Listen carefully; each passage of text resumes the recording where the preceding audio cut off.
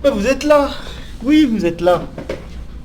Bon, bah salut à tous. J'espère que vous allez bien. Aujourd'hui, nous sommes dans la salle d'informatique du laboratoire du LACIM. Donc comme vous pouvez le voir, il y a beaucoup d'ordinateurs.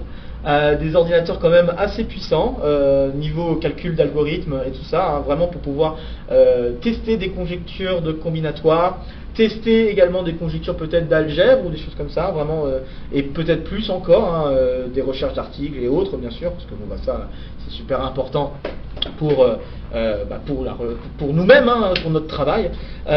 Et puis bah, c'est aussi une salle où les étudiants se rassemblent la plupart du temps pour travailler. Alors peut-être travailler individuellement, mais pas que. C'est aussi un endroit où les étudiants aiment bien se discuter entre eux. C'est vachement cool. D'ailleurs, ça donne vraiment une bonne ambiance.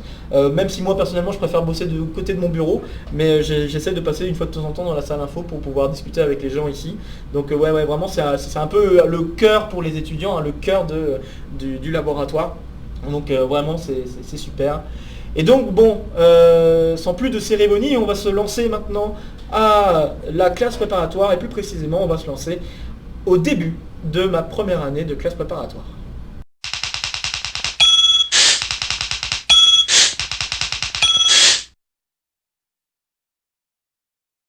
Bon, alors le début de ma première année de classe préparatoire. Alors, je me dois de vous expliquer quelque chose quand même avant de me lancer. Je ne vous ai pas expliqué pourquoi j'ai décidé d'aller en classe préparatoire au lycée Louis Thuillier. Alors, je vais vous donner une explication assez simple. C'est que bah, pour mes parents, c'était compliqué financièrement. Clairement, c'était trop compliqué. J'ai été boursier échelon 5 par rapport au Crous. Ce qui a été une aide précieuse pour mes parents, parce que bon, finalement, j'ai pas reçu un seul sou des bourses. D'ailleurs, petit passage entre deux, à la suite du collège, j'avais pu recevoir une bourse de mérite, étant donné que j'avais eu une très bonne mention au brevet. J'ai eu une bourse de mérite, dont je n'ai jamais vraiment vu la couleur, pour vous dire. Mais voilà, je savais, j'étais au courant de ça, et ça me dérangeait pas plus que ça puisse aider mes parents pour les fins de mois ou pour des choses comme ça. Donc vraiment, c'était très compliqué quoi, cette période, ces périodes-là, hein, c'est le moment où je me rendais compte que vraiment, oui, il y a un problème avec l'argent chez mes parents et tout ça, ça va pas quoi. Et ouais, là je me rendais compte que ouais, c'est pas, je pouvais pas m'imaginer faire mon cursus en dehors d'Amiens, parce que je ne voyais pas mes parents financer mes études. Donc bon, bah, j'ai fait le choix de le faire à Amiens. Ça ne me dérangeait pas non plus de le faire à Amiens parce que bah, je restais dans un cadre familier. Je connaissais les gens là-bas, donc les profs, directeurs, directrices, etc. Voilà, ça ne me dérangeait pas plus que ça parce que bon voilà, je gardais le cadre familier du lycée. Mais c'est vrai que bon bah, une question qui aurait pu se poser, c'est pourquoi j'ai pas choisi de faire une prépa ailleurs qu'à Amiens. Bah, voilà essentiellement la raison principale qui fait que j'ai pas souhaité faire ma prépa ailleurs. Bon, alors maintenant que j'ai répondu à cette question, je vais me lancer vraiment sur le début de cette première année de classe prépa. Et donc le début, bah, je vais commencer par une anecdote assez rigolote. Donc bon, peut-être avant ça, je vais commencer par l'heure de présentation. Donc en effet, au tout début de la classe prépa, il y a à peu près une heure de présentation de la prépa, de représentation, parce que bon, des fois, il y a des choses qu'on sait en avance, d'autres qu'on ne sait pas. Donc bon, bah, ça permettait de mettre les choses à plat. Donc on nous expliquait que voilà, on va avoir un certain nombre de DS pendant la période, essentiellement un DS par semaine, qui se faisait le vendredi après-midi, si ma mémoire est bonne. Et on avait également des heures de colle. Alors on a un peu de chance quand on fait une filière MPSI, on n'a pas tant d'heures de colle que ça. On a une heure de colle de maths par semaine, on a une heure de colle d'anglais une fois toutes les 2 semaines, qui alterne avec une heure de colle de physique-chimie également toutes les 2 semaines. Et en plus de ça, on a une heure de colle de philo une fois par semestre. Et on a vraiment pas mal de chance par rapport à d'autres filières, parce qu'il y a d'autres filières comme par exemple les BCPST, ceux qui sont en SVT, en bio là, et ben eux ils ont beaucoup plus d'heures de colle. Je savais pas qu'on pouvait avoir autant d'heures de colle, donc des heures de colle pour beaucoup de choses. Je ne saurais plus dire quoi exactement, mais bon, ils avaient à peu près la même chose que nous, plus peut-être 2 heures de colle. Il y avait encore 2 heures de colle à caser dans la semaine. Donc oui, c'était quand même assez impressionnant. Mais voilà, donc je pense que oui, j'étais un peu chanceux de ce côté-là d'avoir choisi la filière MPSI. Mais c'était une filière qui voilà, se donnait vraiment pour plus ou moins pour moi parce que je voulais continuer dans les mathématiques et donc bah, je pense que c'était une des filières à choisir pour continuer dans les mathématiques vraiment là où je voulais aller quoi. Donc bah, on a 1 heure de présentation là-dessus, comment ça allait fonctionner, etc. Délégué, bon bref, je vous passe les détails. Et à la suite de cette heure, maintenant je vais vous raconter une petite anecdote rigolote. On a commencé tout de suite avec 1 heure une heure ou 1 heure et demie de physique-chimie. Donc c'était une nouvelle prof de Thulier qui est arrivée là, donc, et qui venait de passer l'agrégation, qui était à l'ENS, l'école normale supérieure, et bon à l'école normale supérieure, je ne sais plus laquelle, peut-être Paris-Saclay, mais j'en suis pas certain du tout, et qui donnait cours, mais alors à une vitesse. Et là, c'est là où on se rend compte que ouais, là on va rentrer dans quelque chose d'assez différent. Là vraiment on se rend compte, oui, là ça va être totalement autre chose, le rythme va être totalement différent. Et là j'ai donc ce premier cours, donc ça m'a fait rire, hein, je vous le dis d'avance, mais ce premier cours, en 5 minutes, premier chapitre, première partie, c'était fait. Voilà, la première partie c'était sur la mécanique.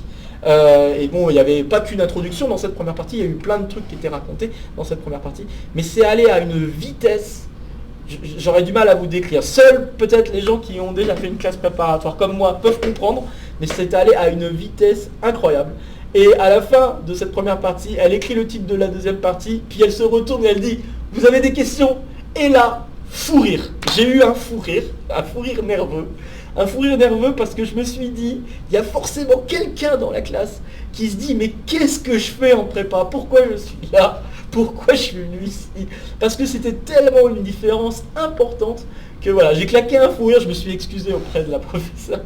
Mais j'ai claqué un fou rire, je pouvais pas me retenir, je me dis, j'ai pas compris là, j'ai dit, d'accord, très bien, on va la jouer comme ça.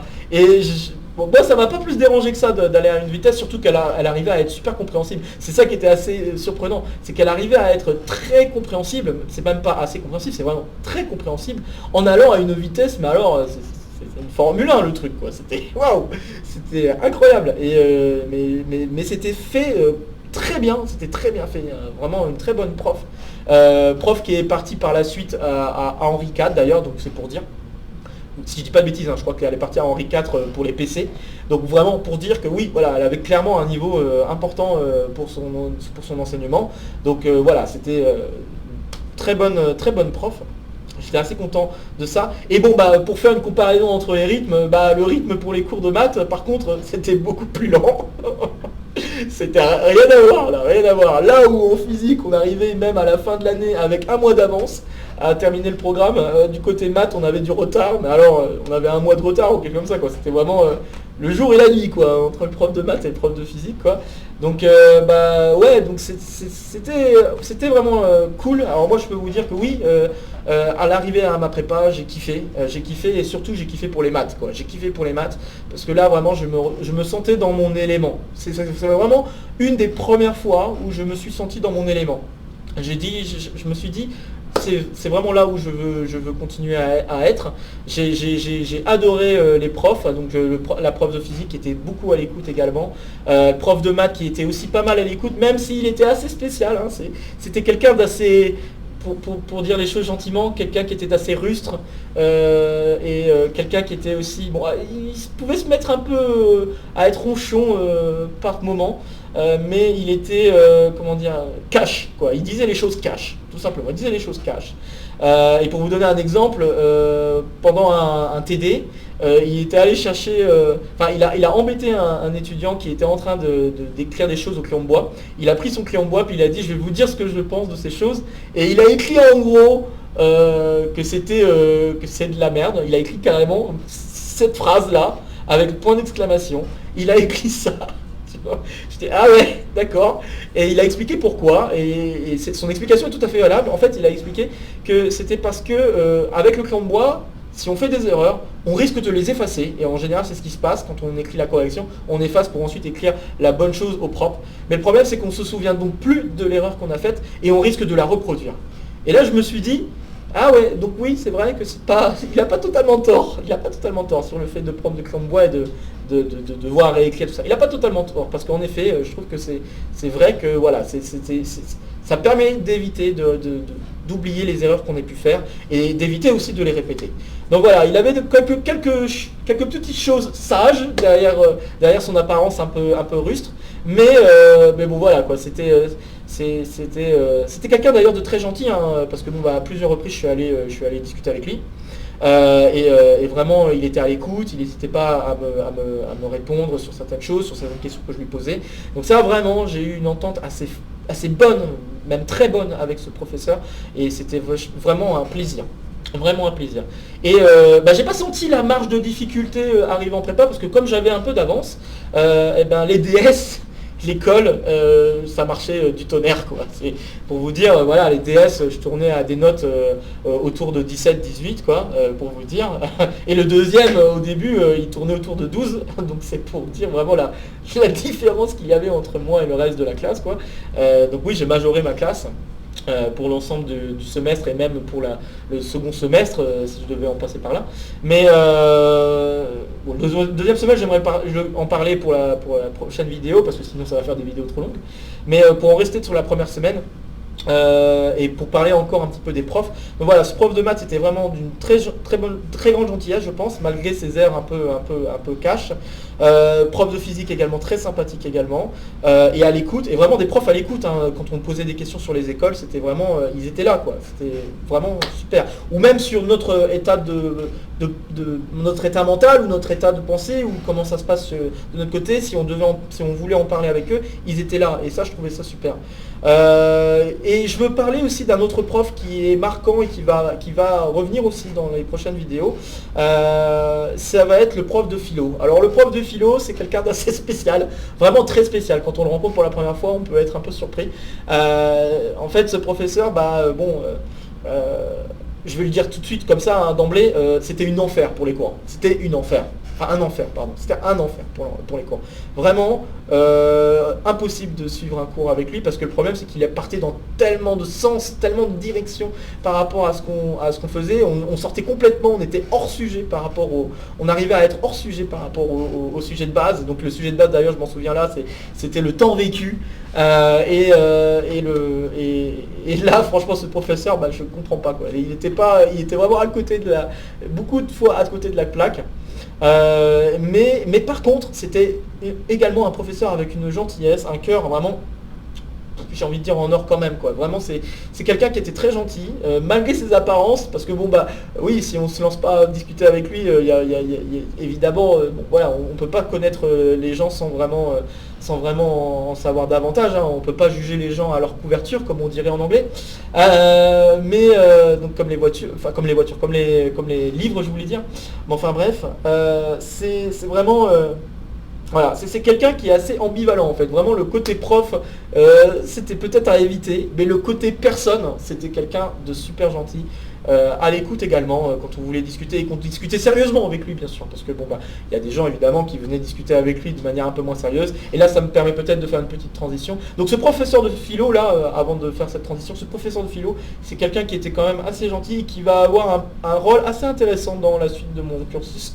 Mais je vous en entendrai parler plus tard. J'aimerais juste maintenant faire la transition avec la classe, parce que la classe, franchement, j'ai pas compris ce qui se passait, mais ça ressemblait pas vraiment à une classe de prépa quoi. Il y avait beaucoup de gens qui mettaient le désordre dans la classe, c'était assez désagréable pour étudier.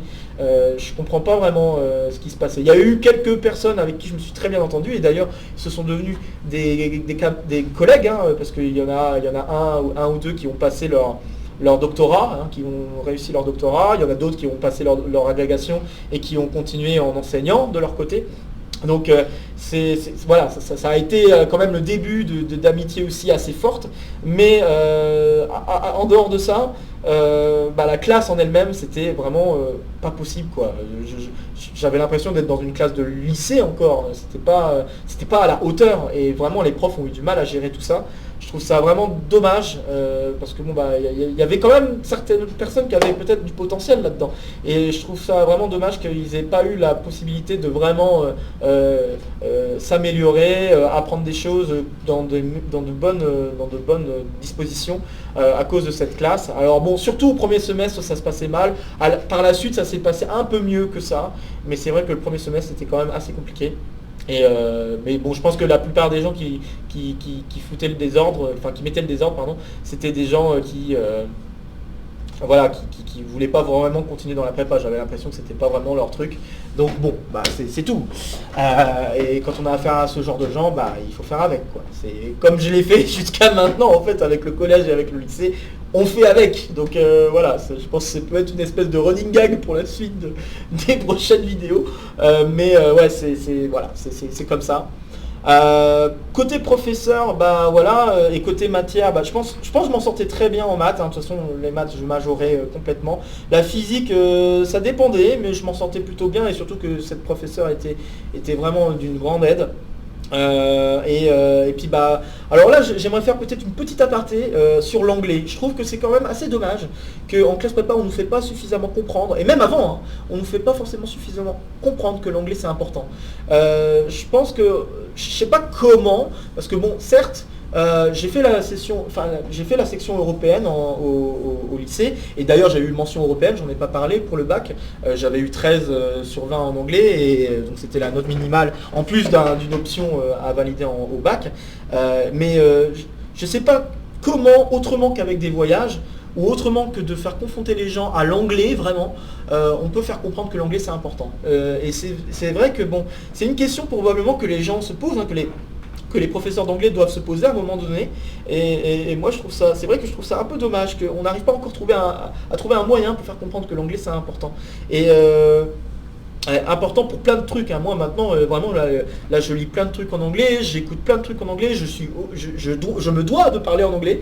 Hein, donc maintenant ça fait partie de mon quotidien, et je trouve ça un peu dommage qu'on ne fait pas comprendre que l'anglais ça peut être quelque chose, un outil super important à apprendre du début à la fin. Certes, on fait de l'anglais depuis le début, depuis très tôt, hein, mais c'est vrai que bon, voilà, j'aurais aimé qu'on mette vraiment l'accent sur l'anglais plus tôt, parce que bon bah arriver à la prépa, quand on a affaire au col d'anglais et qu'on se doit de commencer à parler de plus en plus en anglais, je peux vous dire que là on se rend compte que ouais, on n'a pas suffisamment bossé l'anglais, surtout l'anglais parlé, parce que l'anglais parlé vraiment c'est tellement différent de l'anglais écrit ou de l'anglais qu'on a pu apprendre jusqu'à maintenant, jusqu'à arriver à la prépa.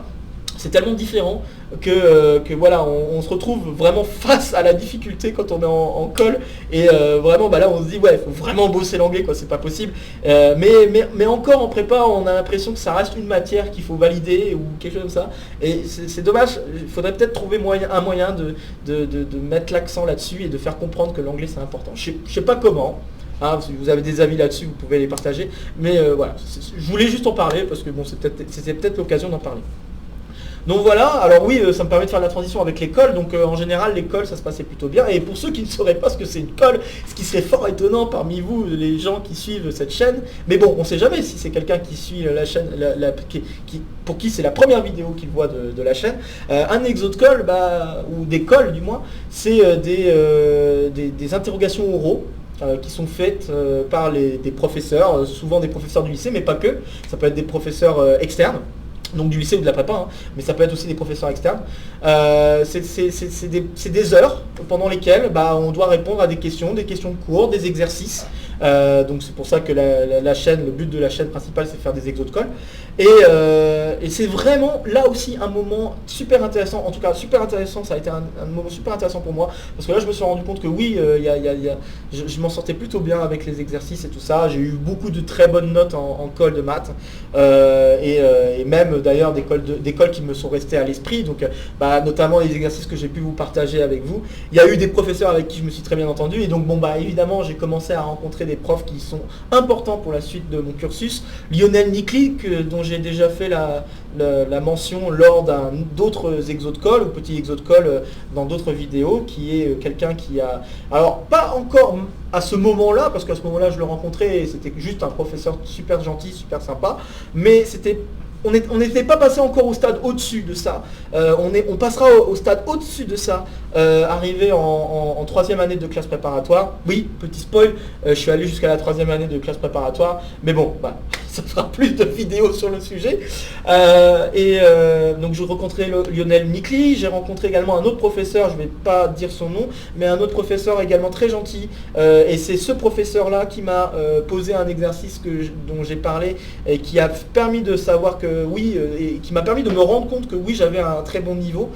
C'était l'exercice concernant le polynôme à coefficient réel qui est toujours positif et de montrer que ce polynôme était une somme de 2 carrés. Donc c'est un exode-call que j'ai déjà fait sur la chaîne et je vous avais parlé de cette anecdote-là. Et c'est vrai que voilà, quand j'ai appris que oui, je venais de résoudre un exercice qui était un exercice qu'on posait en concours CAPES, je me suis dit, ah ouais, d'accord, il y a quand même quelque chose quoi. Donc voilà, je suis pas quelqu'un qui aime me juger personnellement, j'aime pas me juger, même encore maintenant, je suis quelqu'un qui n'aime pas me juger. Je préfère vraiment que ce soit les autres qui me jugent, qui disent vraiment ce qu'ils en pensent. Alors tant que c'est un jugement constructif, hein, pas un jugement qui est à la va-vite, mais un jugement constructif qui a du sens, moi ça me va. Mais je préfère largement que ce soit quelqu'un d'autre qui me juge plutôt que ce soit moi-même. Je suis pas quelqu'un qui aime dire des choses concernant des niveaux, des trucs comme ça. C'est pas ma tasse de thé du tout.